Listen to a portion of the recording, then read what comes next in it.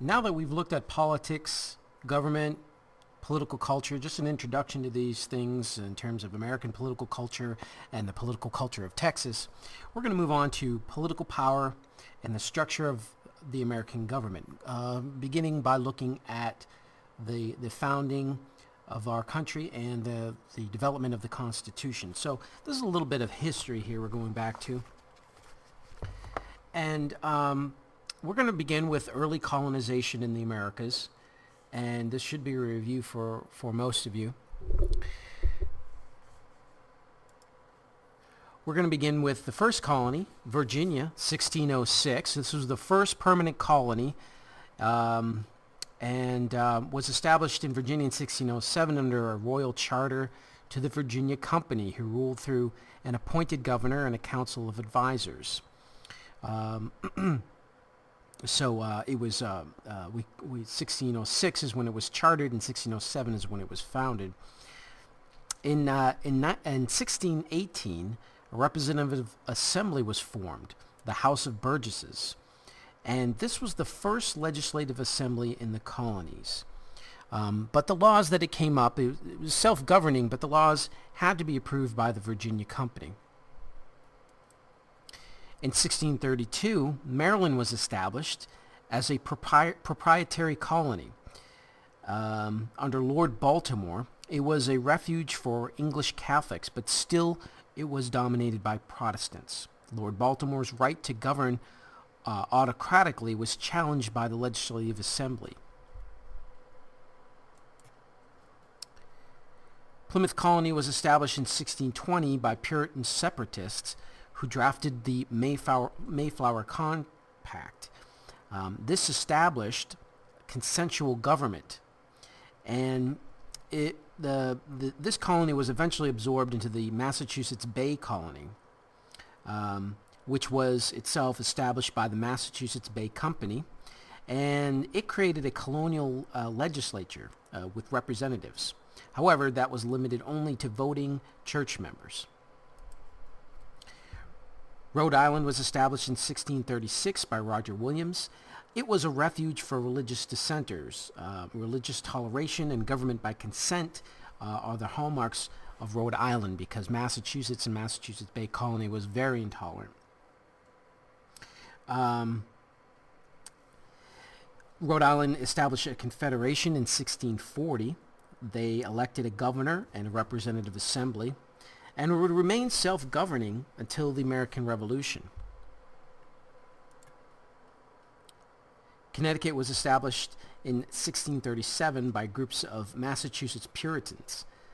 The Fundamental Orders of 1639 established a popularly elected governor and representative assembly.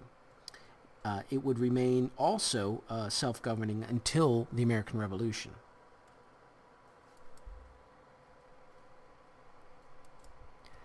Next in the original colonies was New Hampshire, 1638. Originally established in 1629 after a land grant from the Council of New England and Puritan colonization began. In 1639, it signed the Exeter Compact, which is similar to the Mayflower Compact.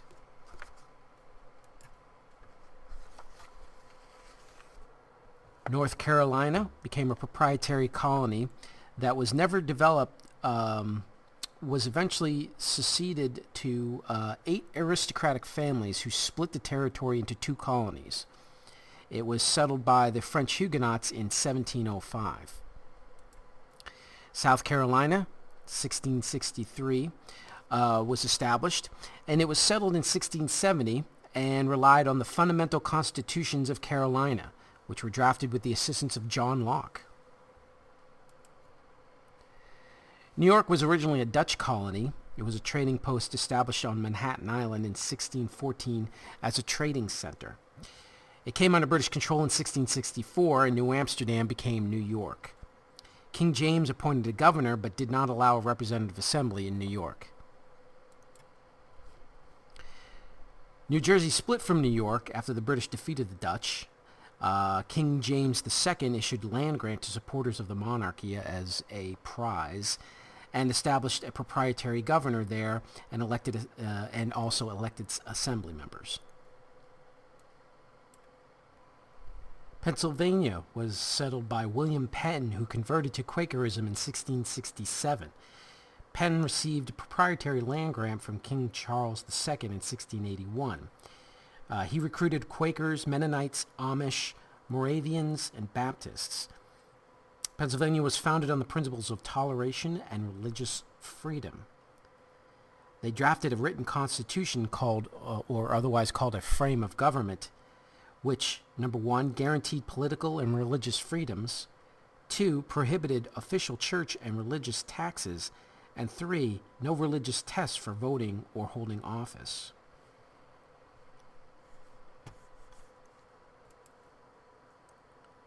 In 1682, the Duke of York granted Penn the area of Delaware, which had been part of the Dutch territory. In 1701, Delaware granted the right to choose their own assembly, but had the same governor as Pennsylvania. Finally, the last of the original 13 colonies, Georgia, was the last to be established. King George II issued a land grant to 21 trustees. Georgia was promoted as a debtor's prison and a military buffer.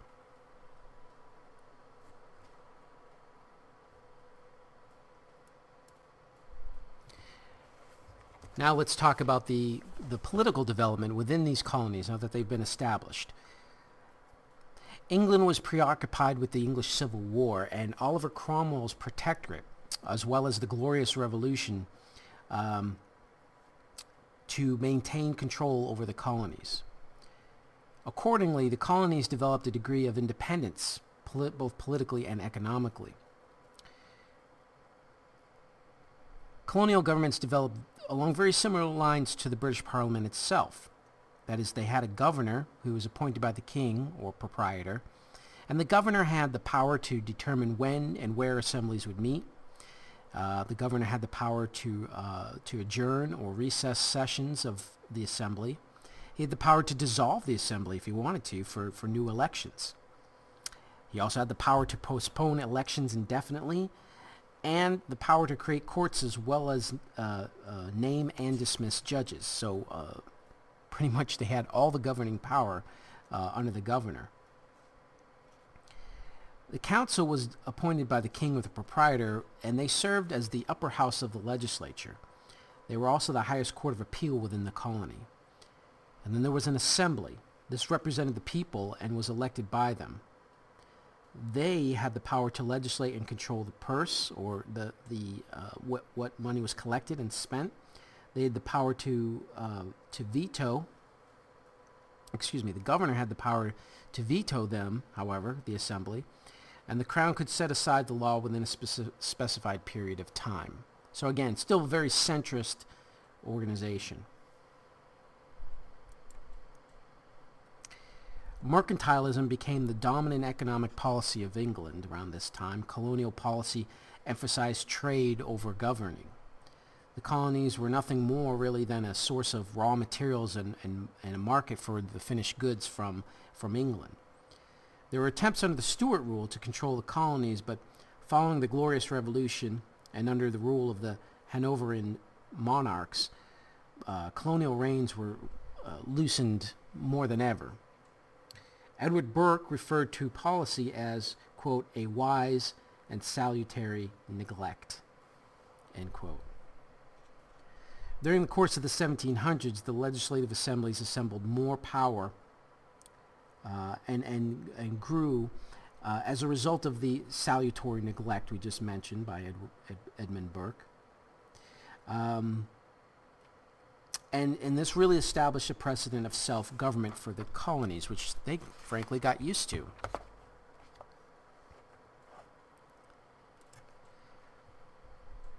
As the economy of the colonies expanded, economic divisions began to develop, and you saw 5 clear sectors of colonial society emerging. 1 were the royalists, 2 were New England merchants, 3 were southern planters, 4 were shopkeepers, artisans, and laborers, and 5 were small farmers. New England merchants Southern planters and royalists maintained a loose alliance that held more radical elements in check. And this alliance was threatened after 1750 by British trade and tax policies that endangered the interests of the merchants and the southern planters. The French and Indian War led to a lot of changes in colonial policy. The French and Indian War, also known as the 7 Years' War in Europe, lasted from 1754 to 1763 and was sparked by tensions between the French and British colonists regarding the Ohio River Valley. The war culminated with the Peace of Paris in 1763, which granted England control of the French possession in North America east of the Mississippi River, except New Orleans.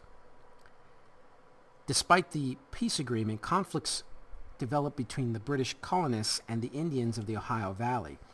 So to secure peace with the Indians, King George III issued the Royal Proclamation of 1763 that prohibited colonial migration beyond the Appalachian Mountains.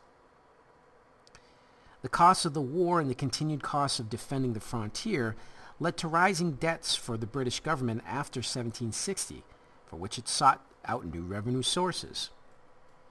They turned to the colonies, which up until this time had paid only a small share of the tax burden, for additional funds. The British imposed the new taxes as costs for defending the frontier. In 1764, they passed the Sugar Act, which taxed sugar, molasses, and other commodities, such as foreign textiles, wine, coffee, indigo, which most heavily affected the New England merchants and the southern planters. The Currency Act of 1764 prohibited the colonies from printing their own currency, which thereby caused a deflationary impact on the currency being used by the states. The Stamp Act of 1765 created revenue stamps to be affixed to all printed and legal documents, including newspapers, pamphlets, advertisements, notes, bonds, leases, deeds, licenses. Pretty much any legal kind of paper, anything that was printed, had to have this small tax, which, although at half a penny was really very, very small, it made the idea of British control pretty prevalent all throughout the colonies. So you saw this this symbol of oppression throughout. The Stamp Act did not do much as far as raising revenue for the crown. The Quartering Act of 1765 required the colonies to supply British troops with provisions and barracks.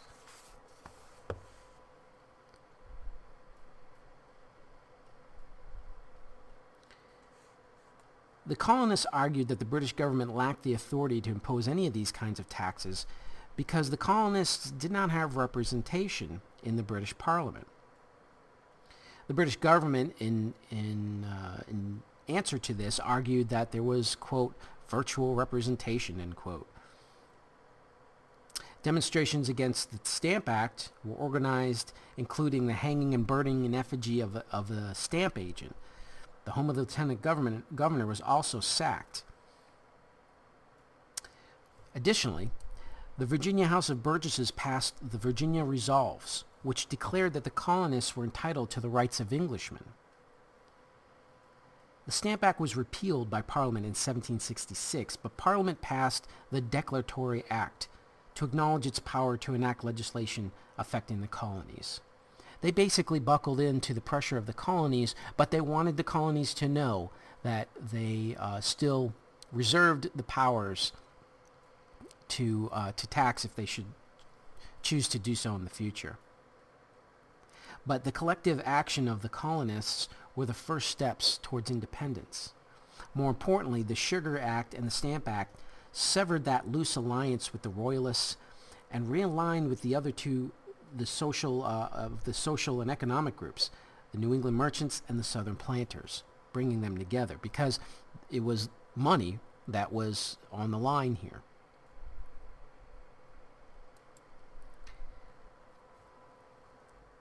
The conflict between the colonies and England continued to intensify. Charles Townshend, who was the Chancellor of the Exchequer, attempted to reinstate control over the colonies. A very bad plan. The Townshend Act of 1767 suspended all the acts of the New York Assembly because New York failed to comply with the Quartering Act. The Revenue Act of 1767 levied taxes on colonial imports of glass, lead, paints, paper, and tea. The Board of Customs Commissioner was also established in Boston, and Vice Admiralty courts were established in Boston, Halifax, Philadelphia, and Charleston. This essentially made British goods less expensive than any other imported goods. Therefore, the taxes that were imposed raised the prices of all kinds of goods for colonists. So colonial resistance began to intensify and respond to these Townshend Acts.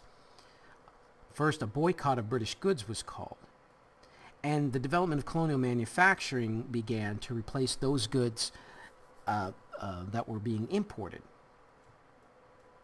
Critical essays of British policy were published by colonial papers by essayists such as the Pennsylvania Farmer. More radical elements like Samuel Adams and the Sons of Liberty produced essays and organized protests. One such protest led to the Boston Massacre in 1770, where British troops were put on trial for shooting into taunting Boston residents.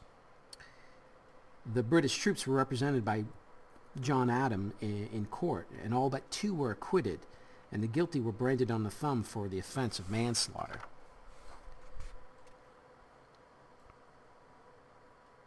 In 1773, the East India Company was granted a monopoly on tea, eliminating colonial merchants pursuant to the Tea Act of 1773. New England merchants began to worry that this was the beginning of future monopolies on all kinds of goods. And they called on the Southern planters and radicals for support. And again, when the British put money on the line and put the economic futures of the colonists at stake, that's when the fires of revolution start. We see this in the Boston Tea Party, led by Sam Adams and John Hancock. England responded to the Tea Party with the Coercive Acts of 1774, which we here called the Intolerable Acts. The first thing they did was they closed down the port of Boston. They said that the trial of British officers would be transferred to England, and a new Quartering Act requiring colonists to provide housing to troops even if it meant private homes. And all officials in Boston would be appointed by the king rather than elected. These acts alienated the colonists even more as a strengthening radical element began to assert that British power was supporting an unjust political and social structure within the colonies. And people like Sam Adams, the radical elements, began to advocate for an end to British rule.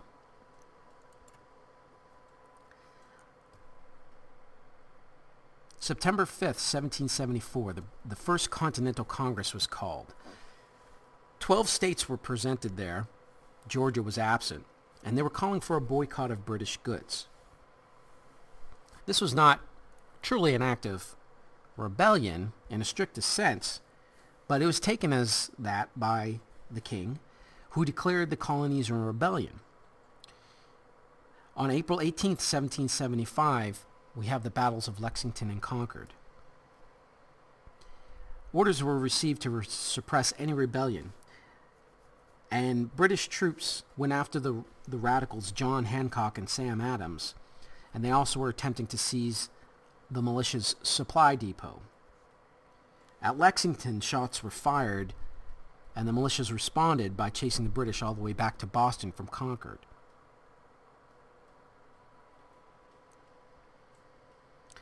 Attempts to reconcile with Great Britain now appeared futile, and the Second Continental Congress met on May 10th, 1775. George Washington was named general and commander-in-chief of the Continental Army.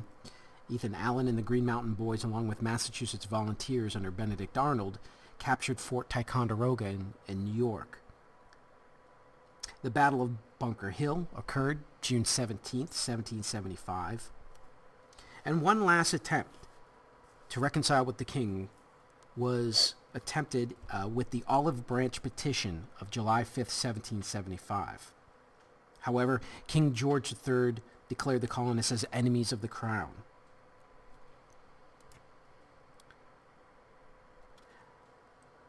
Thomas Paine's common sense moved the public opinion towards independence. And this is the path that the nation is going to take, towards independence.